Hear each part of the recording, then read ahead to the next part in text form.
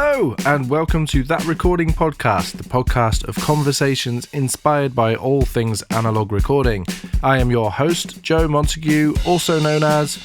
Are you that Beatles drums guy off Instagram? All you need is drums. Yes, that is me. And each episode, I'll speak with a different guest from all avenues of the recording world. You can expect discussions on everything from the mentality and philosophy of recording right down to the nerdy gear talk and everything in between. With guests ranging from industry legends to current music producers, engineers, musicians, and gear manufacturers. If you're like me and share my enthusiasm for hearing their stories and learning from their experiences, then this is the podcast for you. Don't forget to hit subscribe on your podcast player so you never miss an episode. And if you enjoy this, please leave a rating and a review wherever you're listening. Obviously, 5 stars, please. And it really helps to grow the love for analog recording and helps me attract a variety of different guests. Thanks for listening and enjoy the show!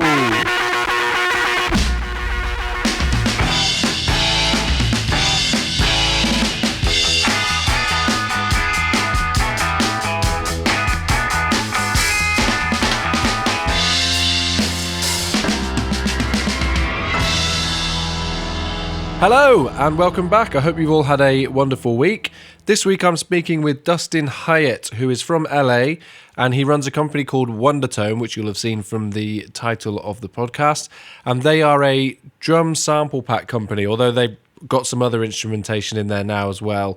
And also some visuals, which is really interesting because it all sort of matches that combination of digital versus analog processing. So whether that is drum samples, which is the main thing, but it's also branched out into film overlays for video content and that kind of stuff, which I just think is fascinating.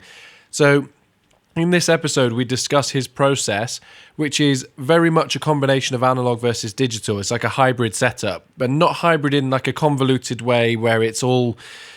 stuff's being rooted in funny ways. I don't mean it like that. I mean it that he's recording drums in a minimal way, probably processing them in the box a little bit, then maybe sending them out to some analog effects, bringing them back into the box before bouncing them out that way. So it truly is a kind of modern, normal way of doing analog and digital processing. And I have been really interested in talking to him about that process. It's quite similar to the way that I like to work, and we found a lot of common ground there. So we talk about his ways of accumulating analog gear, the risks of buying analog gear and all that kind of stuff, the learning processes behind it all, and also his attitude towards it all, which is really generous and quite a modern way of thinking about stuff. You know, doesn't want to hide anything, is comfortable with mistakes. Just a really incredible person to have spoken to. And I think across both of these episodes, you're going to find a lot to take away. And there's a lot of learning from this conversation. So yes, without any further delay, well, there is a further delay because there's an advert coming. But after that, no further delay. Here is the podcast episode. That Recording Podcast is sponsored by Make Noise Pro Audio, the trusted source for new and used pro audio equipment. They also do repairs, so they are a veritable trifecta of audio accomplishment. Did you like that sentence? I was quite proud of that when I wrote that. A bit of, alliteration. There we go. Anyway, they have an incredible Instagram feed, and one of the things that I really love doing is every week they do a drop of the gear that they have had come in during the week. And I love scrolling through the stories, and there's usually 20 or 30 pieces that go up. And this is a bit weird, but I always play guess the price because it's always really reasonable. And I must say that I am biased. I've been buying things from Make Noise for years.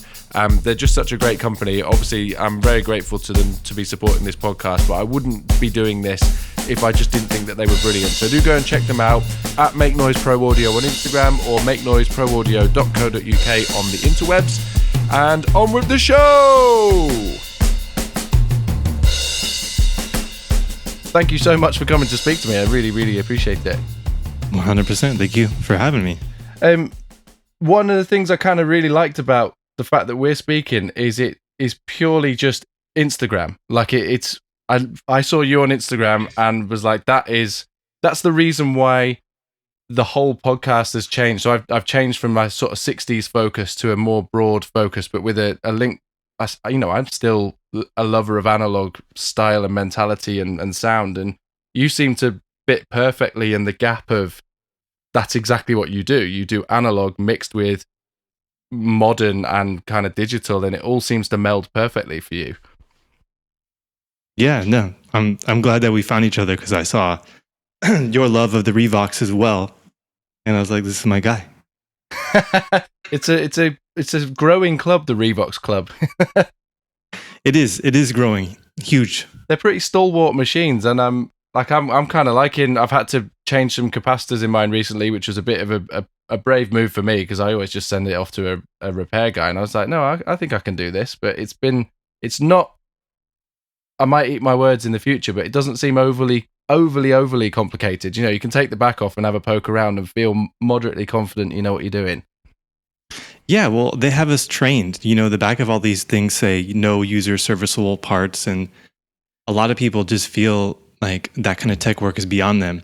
But if you really sit down and break it down, I mean, I've replaced a belt on a TIAC one time, and I almost sold it. I almost was just going to get rid of it. And I said, well, let me just try and open this and see what happens. And it was really the most simplest thing. Now, they're not all like that, but if you just take it slow, I think we'd all be surprised at what we can really accomplish. This is it. It's the take it slow. It takes a lot of time and energy, and I think I particularly, life is so fast paced that the idea that you kind of get in the morning and you've probably got a list of work to get through, and then you think, right, I'm going to have to just disassemble that machine today, and it might take half an hour, it might take 5 hours, I'm not really sure. And partly that's a beautiful thing about it, is that it forces you to take that time and to, YouTube is a great access of videos for this kind of stuff nowadays, and it just does take that time to do it, which is part of the fun, really. Yeah, exactly. And also, it's just a phenomenal skill to have, because moving forward in the future, we always see things online or whatever that's like parts not tested. That's a gold mine. Yeah. imagine picking up, a Revox like $50. It's like, hey, I don't know, man. You look at it and you're like, okay, I just got to switch a few things, and next thing you know, everything else is good. Yeah, exactly. I mean, there's even just from the small experience I've got, I mean, on the Revox specifically, there's kind of, I don't know, 5 to 10 parts that are likely to go wrong. So if you go through that checklist and it's something more than that, then you're just replacing a whole section as opposed to an individual part. And even then, it may not be that complicated because it's just a whole sort of major section that you're replacing as opposed to an individual part. So yeah, I think it's a lot more accessible than a lot of people realize it is. So I mean, we've gone off on a tangent already. I mean, it's an interesting tangent. I basically wanted to start off. There'll be a lot of people that listen to this episode who listen to kind of the 100 or so other podcast episodes I've done, and they'll see that I will have described you in the preamble as how you describe it. So analog digital open source sample house, and I think they'll go, what is that? So how would you describe to kind of someone who doesn't know? I mean, I'm a musician. I don't often use samples because I make them myself. So how would you describe what you do to somebody that hasn't come across samples and things before? Well, the way I started, I feel, was just collecting drum samples for my own use. When I didn't have time to use a drummer or record them myself, I still wanted to get my ideas down. I wanted to have a collection of drum samples, and I never really got the sound that I wanted. I was always aiming, okay, getting close, and I learned so much along the way. They kept getting better, so I continued to do them. And at some point, I realized that I had amassed just a ridiculous amount of these things, that it just wasn't. It just made sense to share these, to package them, to put them out, to see what other people do with them. So that's where I got the idea from. Just looking at the folder one day, I'm like, well, there's like over 7,000 samples in here. Wow. Like, I should just not only be the person to have these, So I came up with the name, put it together, and I came up with that tagline because I also wanted to be a part of like education. I want to help people understand the world of analog, how beneficial it is, and hopefully inspire people to want to do it as well. That's why I call it open source, because a lot of people will ask me, hey, you probably don't want to tell me, but what microphone or what, I understand if you want to keep this to yourself. And it's like, no, there's no gatekeeping. I want to be totally open with everything that I do and allow people to try it themselves. And I love it, you know? Man, I love that so much. I mean, I get that too. I get people asking me all sorts of questions from what goes on in my videos. Somebody yesterday was asking about the monitoring I use when I'm doing sessions, and there's no reason to hide because it's we all learned it from somewhere, and all it's doing is creating a bigger and bigger conversation. So yeah, I admire that. I think that's really important. Yeah, and if I can make the road shorter for someone than it was for me, to get from like my first samples to what I can do today, which is really a span of 10 years, I feel like it would be a great service for someone to be able to get what they're hearing in their head much faster. I think one of the things that sort of helps that is we're all kind of being encouraged in a really positive way to be ourselves more and more these days. And because online it's so easy to kind of pretend to be something else in order to get popular in a viral sense, or get more followers or whatever. But the more authentic and true to who you are as an individual out there, counterintuitively you might think that people respond to that. So I think if you're sort of acting in your truest sense, then there's no reason not to share what you're doing, because all you're going to do is encourage somebody else to be their true sense, and that might incorporate a tiny part of what you do, and that's a cool thing. So there's no real competition there, because everyone's just doing their own individual thing. And I like the open source as a way to describe that. It's very cool. Yeah, no, I agree with that fully. It's like just doing. People also ask me, oh, how can I like, do something similar to what you're doing? And it's like, well, just turn on the camera and keep doing what you do. Capture it as authentic as possible. Don't think too much about it. Well, yeah, exactly. Don't think too much about it. That's pretty much like the best piece of advice anyone could ever give anyone is don't think too much about it. I can imagine the one of the videos that you said, the folder of samples that you had. I mean, I didn't know it's 7,000, but I've got a folder of little samples and tidbits that I've accumulated, and it is a mess. And if you had 7,000 of them, I dread to think what that looked like. Yeah, especially because I am not the most organized person, but I'm also like stubborn. So if there's a snare in my mind or a cross stick, like I will spend, it might take me like weeks, but I'll wake up in the middle of the night and be like, oh my God, I remember the name of it. And then jump to the laptop and be like, find it. There it is. Okay. Now I can scratch that off the list. It's one of when you make these things, it's what you never know what to name it in the moment. So I always name it something stupid, and then whenever I come back round to it, it could be 6 months later, I'll be like, oh, I made a sound that was like that, and can I remember for the life of me what the name of it is? So it's ridiculous. So what was your kind of journey leading up to making samples? I mean, having obviously binged on every single video you've got, it's very clear that you've got experience doing all of this stuff, and you've had a bit of a journey. It wasn't, maybe you did land on Analogue at the beginning, but how did you kind of get to the point where this is your sound? I think I started messing around with like a 4-track. I had like a Zoom 4-track digital thing, and that was my first introduction to really just capturing and multi-tracking sound, and at that time it really was sound. I was doing more experimental music, and I just was happy with that for a while, and then I wanted to grow, so I went to 8-track, and then I don't know what happened, but suddenly it was just, okay, I want to times this 1,000. Then I started doing my research, and I was I think 19, and I decided to just open a studio. So I got 2 full-time jobs working as a nursing assistant. So hard work, 8-hour days on each job, put in 16 hours. I'm a Capricorn, so when I focus on something, there's nothing that can affect it. So saved up some money, and I went and I bought like a Toft ATB 16, and I got, a set of monitors, a TAC tape machine, and I did know that I needed some kind of digital capturing, but I don't know. I didn't even think about going computer, not even for any specific reason. It just didn't even cross my mind. Like I had a Mac, and this is 2008. So it was available. Maybe it might've been costly to get like a Pro Tools set up at that time. I really don't know, but I decided to go with this thing called the Alesis something or another. I can't remember, but it was like a hard disk recorder. It was pretty wild. It was Okay. pretty funky.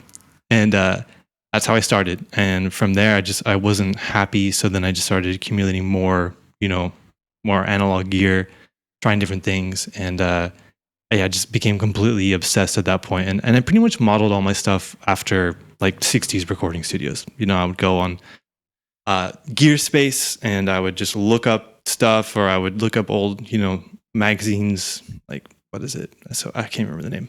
Tape ops and stuff like that. And just try to garner as much information as I could, because that was, to me, the golden era of just sound and everything. And I wanted that, I wanted to emulate that as much as possible. I love it. I can remember pouring through. We had Sound on Sound here. I don't know if you can get that in the US, but Tape Up. I wish we could get Tape Up here. I can't get it delivered as a physical thing, and we have to read it online. And I don't really like reading stuff on my laptop. But yeah, I remember reading through Sound on Sound and just at first not really understanding anything that I was reading, and then gradually as the months went by, you kind of begin to get it, and you then before you know it, you know everything that they're talking about, and it's nearly. There's always a bit that they're more nerdy than anyone in those magazines, I think. Oh yeah, it goes deep. It goes really deep, and yeah, it became this basically obsession. You know how it goes. I think early on, a lot of us, or I could just be speaking for myself, but it becomes really, really about the gear. And I was just perfectly happy shelling out money, and this $3,000 compressor. And now I've really kind of moved away from a lot of that stuff, partly because, in order to survive, sometimes you got to make certain decisions. So a lot of that stuff has been on the chopping block, some of my most favorite items. And I'm slowly building that back up. But now I really am in like a no-buy zone. I'm like, I'm not buying anything. I'm not falling into that. I realize that what little I do have, I can make it work.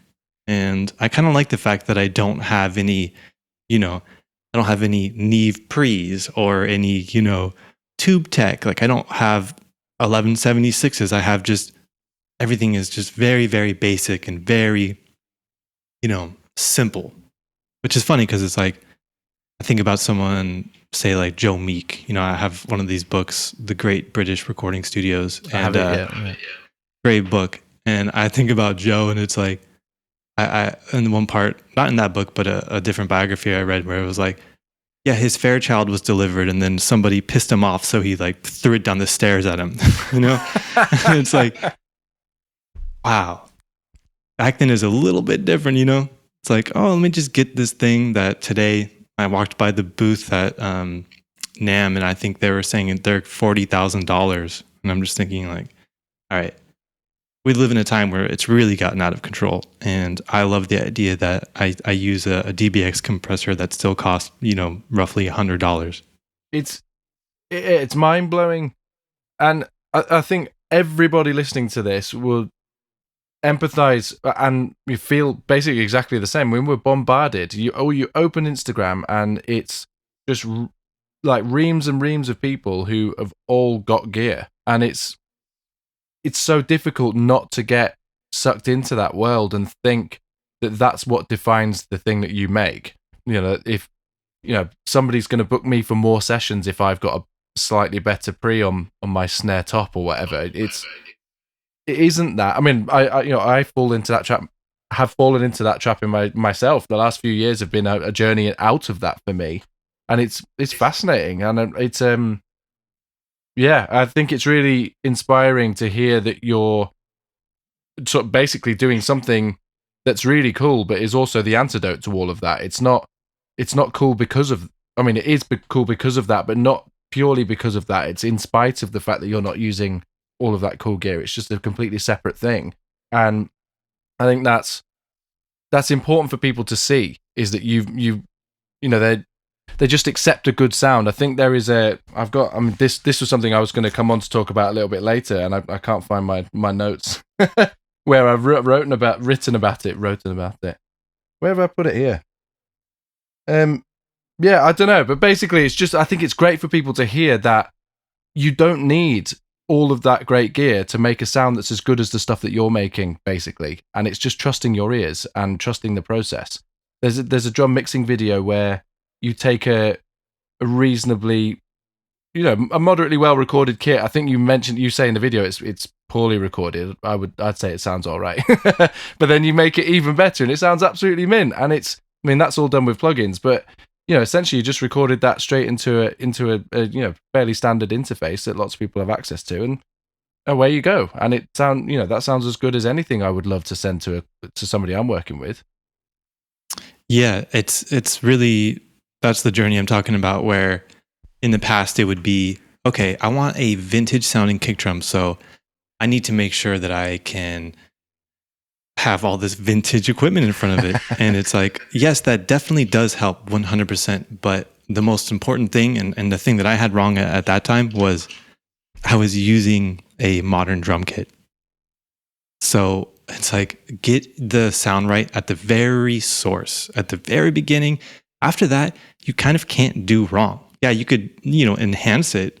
Like, yeah, if I'm using, a really sweet old like Ampex tube tape machine, it's going to be fantastic, But if I'm using an Apollo, this is not going to be the end of the world. This is still going to get me result that I'm excited about. And yeah, it's funny. I remember after I finished that video, I almost deleted it because I was like, this is really not even that different, It's like, but that's what mixing is. If you get the source right at the beginning, it's not really night and day. It's really just subtly enhancing it with your taste and just making these very rigid decisions, not kind of going and making it sound like some Phil Collins, gated drums or whatever, Well, that's what, that's all the mix tutorials that are on YouTube that people buy into is kind of all of the very sweeping topics, I suppose, like how to get massive drum sounds or whatever. It's not just about kind of the everyday details of just getting a great drum sound. That's the thing that's probably quite important. So, people are going in almost at an entry level in terms of their ability, expecting to try and pull out ginormous 1980s drum sounds, because a lot of these guys who are making these videos were working around then and in the 90s. And yeah, it's I can see why it's happening.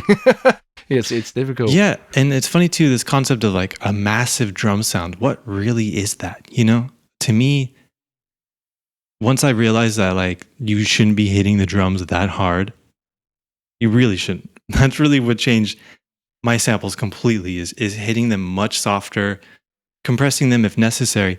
That is giving me what I would consider a huge drum sound. But to someone else, it might mean, some anthemic stadium, but I'm not a fan of that. That's not really my feel when it comes to capturing something that serves a purpose for a song, something that just kind of carries along the message, unless the message is whatever, Red Hot Chili Peppers. But oh yeah, of course, it's horses for courses, isn't it? But even when I was talking to somebody about this last week, about the AC/DC, I think it's Back in Black record, and the snare drum on that not even being that aggressive. It's just that it's in the space. So, the limiting on the mastering is pulling it up into the space. So when you think of it, it's all relative, isn't it? You're almost competing with these ideas. If you're mixing to get a massive sound or whatever it is you're doing, you end up trying to get massive guitars and massive bass and massive drums. It all competes to, well, it's like with compression. The more compression you add, actually, the smaller it gets after a certain point. And it's all about the sort of the art of the balance to make something sound bigger, as opposed to making it genuinely just try and sound as big as you can and everything fighting with each other. Yeah, if everything is massive, then nothing is massive. Yeah, there you go. I think that should be the title of the episode. You gotta have the contrast, Yeah, absolutely. So something, I mean, we kind of already touched on this, but I'd love to know your kind of immediate thoughts on it. I love the fact that you describe what you do as creating in a non-elitist way. What do you mean by that? All I mean by that, I feel, is that in some way, I think some people might look at the stuff that I do and be like, oh my God, like he does have a lot of stuff. And it's true. I do have a lot of equipment that I've gathered over the years, but I'll watch videos sometimes where I'm like, okay, chorus is going to sound good. You have U67s as overheads. You're going into, 1073s. And maybe that's not the right word, the right word choice, but that's what I chose back then. That's how I was feeling back then. I wrote that a while ago. So yeah, just this idea of, okay, we're using some things that, I'll get comments, people be like, those are trash. And those are, those microphones are garbage. Why would you even use those, And to me, that's what I mean by like a non-elitist way. It's not the typical chain that you're going to see that is going to basically be unobtainable for the average person. I think I happen to think it's a really good way of describing it. I mean, something is in my mind, it may well just be because you talked about your Toft audio desk, which I made a note of when I think it was one of the first videos I watched when I was kind of gathering my notes. It was like, he's got a Toft audio desk. I recognize the finish on the wood on the side from a mile off. And I spoke to Malcolm Toft for the podcast, and he was talking about Rode NT1s, which is what I'm recording this on. And he was, as soon as he brought them up, I autopiloted to, he's going to say something bad about them. And he was like, oh, they're brilliant. I wish we'd had them when I was working. And we're just surrounded by really high quality stuff, and also really high quality kind of supposed witchcraft that tells us that we need higher quality, like more high quality stuff, when we really don't. Like there is, if you've got it right at source, like you just said, and you put something fairly reasonable in front of it, then it's going to sound pretty great.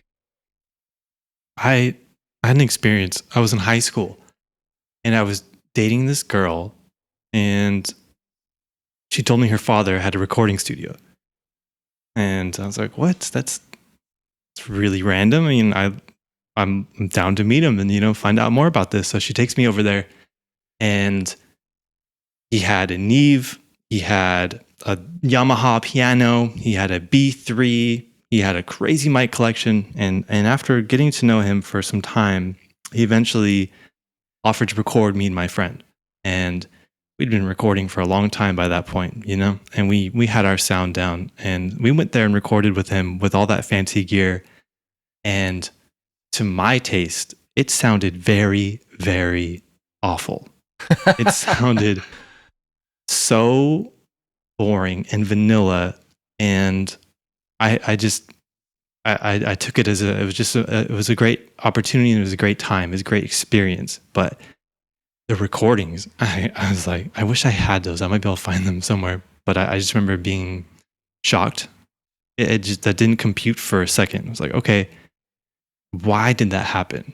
There's a lot of variables to why that happened. But at that moment, it was just like a aha moment where it's like, okay, just because you have X, Y, Z doesn't mean you're going to get to this destination. Yeah, and I think that's absolutely right. I want to talk about your process for making samples, because a lot of the things you do to make them sound the way they do happen after the fact. So drum samples are something I'm interested in, obviously, because I'm a drummer, but I suppose it's the case for everything that you do. Are you kind of just almost playing around creating in the first instance with a view that you might do something once you've done something kind of interesting with it on the back end, not really knowing what that is, that you might get something cool at the end? Or is it, because I can't imagine you go in with a fully fixed idea of what's going to come out the end. You might have an idea of a flavor, but you're not quite sure exactly what that's going to be, I suppose. Right. It definitely depends. But in general, you're correct. I don't want to have too much preparedness, because I feel like it sucks the opportunity out of the mystery and the randomness.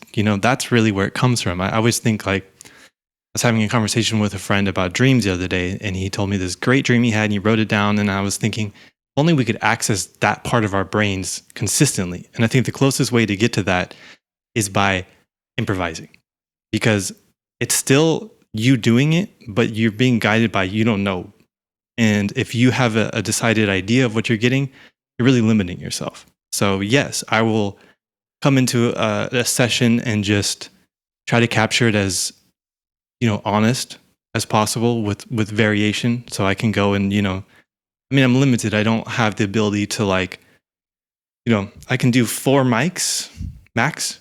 So right now, so I'll record with, 4 mics and just try to get the at least 2 different flavors that I can out of the idea. And then, afterwards I'll give it some space and then listen to it, dissect it and decide from there. Okay, is it going to go to, reel to reel? Is it going to go to cassette? Is it going to stay digital? Am I going to, I always put spring reverb on things. I was very glad to see that. Yeah, it's a mandatory. So, and then I have an Echoplex now, so I'll put a flavor of that on there, and just kind of see where it takes me. Once I start messing with it, especially after the time though, I need enough time so I'm not familiar with the sound anymore. I'm re-experiencing it and just allowing myself to just see instinctively where I go and what kind of excites me. It's like once you'll be working and you're like, oh, what the hell? I don't really like this. What, did I mess up? What did I do wrong? And then suddenly you change something and it's like, oh, the clouds part and you can see the end and you're like, okay, this is actually an amazing sound and I can't wait to spend the next 4 hours, chopping this up.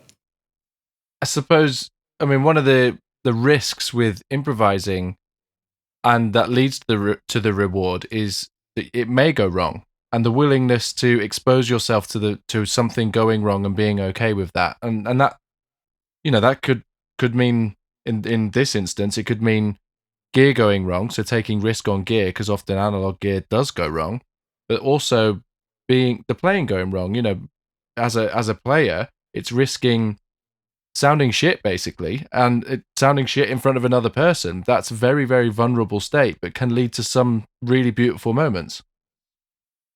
I completely agree. All those aspects. One about analog gear. I said one time, I like when my gear fights me. Nothing should be too easy. We shouldn't be able. If that was the case, then I would just work in the box solely. But I do enjoy that challenge, that push and pull. And then another thing about something going completely wrong. I think I got that from shooting film. I shot film for many years, and I got really into shooting expired film, getting a weird look. And oftentimes I would do things that were pretty stupid. Like I would be on a road trip with my father, and I would be shooting this film stock that I have no idea is going to work out, and I would take that risk and, come back and the road trip is over, go develop the film, and it's completely blank. And it's like, okay, well, that's just a memory that lives in my head. Okay. But then another time I'll risk it again, and it'll be the most incredible photos with such a unique color cast that you can't get any other way. And that's where it comes straight to this analog world of recording music, where it's like, okay, I don't know if this is going to work, but if it does, it's going to be a fantastic payoff and it's going to be worth it. And you can always try it again. I don't know anything about photography really, but I have a film camera that I play around with at the studio. When people come to visit, I like to take a photo of people who are working in the studio. And it's exactly the same. It depends on the light, the time of the day, and all the small details matter, even just on a very simplistic camera. Then every set of pictures is going to have a completely different hue to them because it just depends on all those variables. And that's the same with the analog gear. The sound you get on any given day is so variable. And that's kind of what's exciting about it. When you talk about the gear fighting you, if the gear doesn't ever fight you and you've got consistency in your digital workflow, which is no bad thing, when it's needed. But part of the excitement is what am I going to get today? How's this going to behave today? And that's what makes the magic happen. Yeah, because I swear I will pull up a microphone and I'll say, this does not sound like it did yesterday. Am I tripping? I'm like, it does not sound like this. It has changed, Oh, it tortures me. I do it when sometimes it will happen 3 or 4 days if I've been away working and I come back to the studio and I haven't touched anything. And suddenly I'm thinking, is this, is the phase right on this? Has somebody been in and adjusted the am I playing harder? What's going on? And I don't fight that anymore. You just kind of go, okay, well, this is what's going on now. Now it's a 10% different turn on the pre than it was when I played last. It must just be me, or maybe it's the gear. Who knows? But that's how it has to be. Exactly. And that's when the fact of not being too precious comes into play as well, where it's like, this is what it is, and I'm moving on. Yes, I could, spend 4 hours trying to troubleshoot this, or we could just have progress and move on to the next thing. Yeah, absolutely. Thank you so much for listening to That Recording Podcast today. I'll be back next week with more conversation all about analog recording. And for now, don't forget to hit subscribe, and please do share the podcast with friends or anyone else you think is as nerdy about recording as we are. If you'd like to follow me on socials, you can find the podcast on Insta at That Recording Podcast. For my adventures in Ringo nerdery and all things Beatles drums, it's at All You Need Is Drums. And if you're just curious about my work and recording and maybe the odd picture of me having a beer or hanging out with my wife and kids, it's at Joe Montague Drums. And in other exciting news, I have a TikTok. I don't really know what TikTok does or is, but my wife says I need to have it and it's cool, and I should tell you about it. So there we are, follow me on TikTok. Don't be a stranger, and see you next week. Goodbye!